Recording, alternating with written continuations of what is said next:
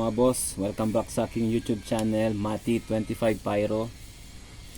So, para sa ngayong content ko, may nag-comment doon sa aking Quitis Triangle na DIY, si Pyro J89 if I'm not mistaken. Boss, so i-demo ko kung paano gawin ang Quitis Triangle na DIY, kung paano ko ginagawa. Simple lang ito. So, shoutout sa iyo muna, boss Pyro J89. So, ito na mga boss, gagawin ko ang demo kung paano gawin ang DIY Quitis Triangle. Let's go! So, kailangan natin ng lifter mga boss. Much better kung gagamit tayo ng lifter ng mga Quitis Big. So, sa akin dito ngayon, may available akong lifter ng Alakino Bombshell. So, ito mga boss. Then, syempre, 5 star. So dito mga boss, dahil malakas yung lifter natin na Alakino big lifter ang gamit, pwede tayong gumamit ng kahit 5 star, pwede natin isama dito sa lifter niya kasi malakas mga lifter na ito. Or kung pwede natin damihan, gagawin natin mga boss. Try natin.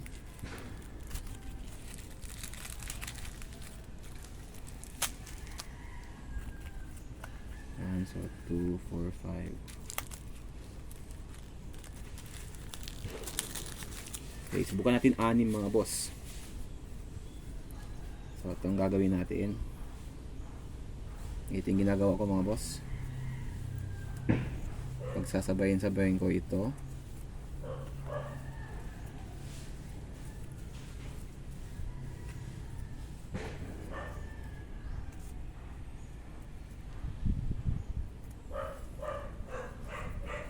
Yan mga boss, yan ang ginagawa ko.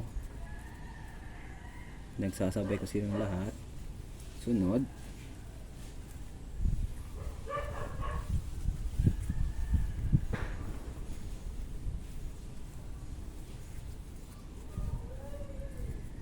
ay itatape ko sila.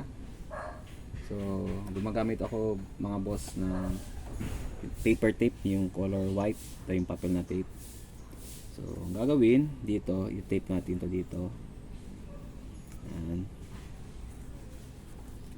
So, mga boss, dito i-tape.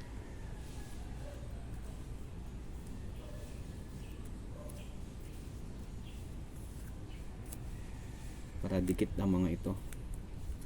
Ayan.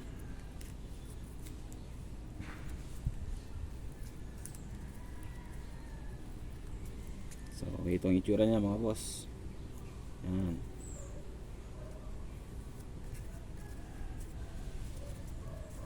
So, tingnan nyo mga boss, yung tsura nya. Ganda. Yan.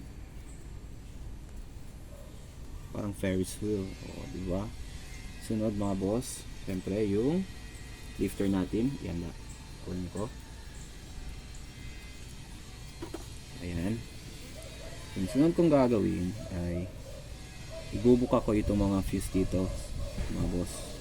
Ibubuka natin. Ayan. Saka ipapasok dito sa lifter mga boss. Yan ang gagawin natin.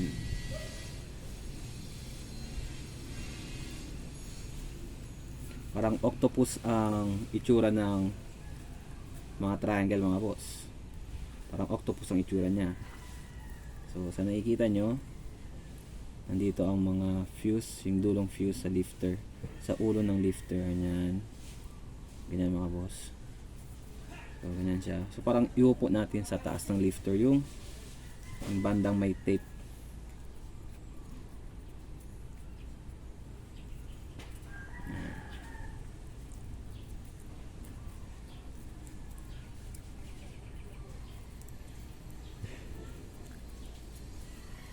So sunod mga boss ay ite-tape na natin tong dito mga boss. Ite-tape natin yung sa mga paanan ng fuse.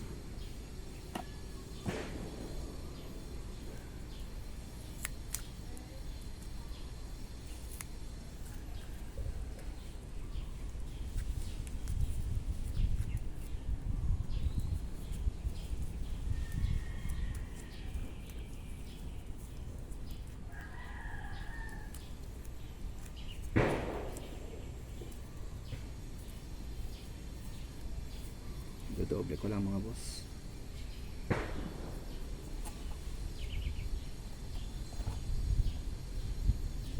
Doble ko lang yung pag-tape.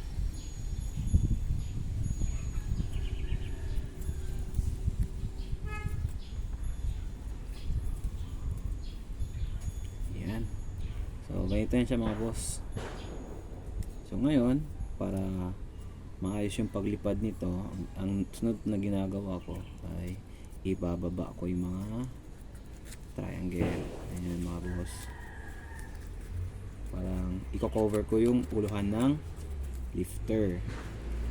So ganyan mga boss. Cover na siya. So ganyan siya mga boss. Sunod kong gagawin dito ay itape ko ito dito mga boss sa may uluhan.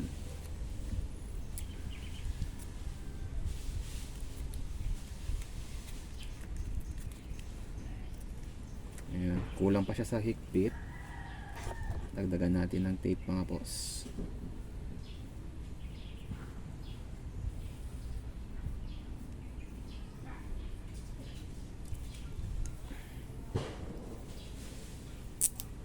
Higpitan natin ang paglagay ng tape dito para hindi siya maluwag. Ayan.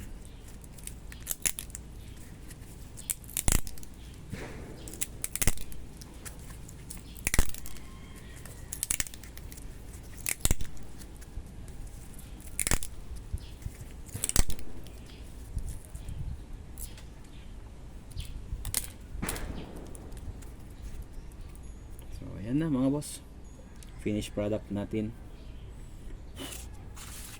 So ganyan lang mga boss, lifter, tapos nandito ang mga quitis sa ibabaw ng kanyang lifter kung saan mag-apuga yung bahagi ng uluhan ng lifter para mag-ignite sa mitya ng 5-star.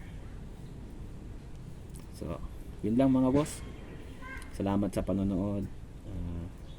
Sana i-like, like, share, and subscribe kayo sa mga bagong viewers natin dyan kung meron man. Sana i-share nyo ang aking video para sa DIY na ito. So magandang pastime to mga boss kung may mga extra kayong lifter at 5-star dyan.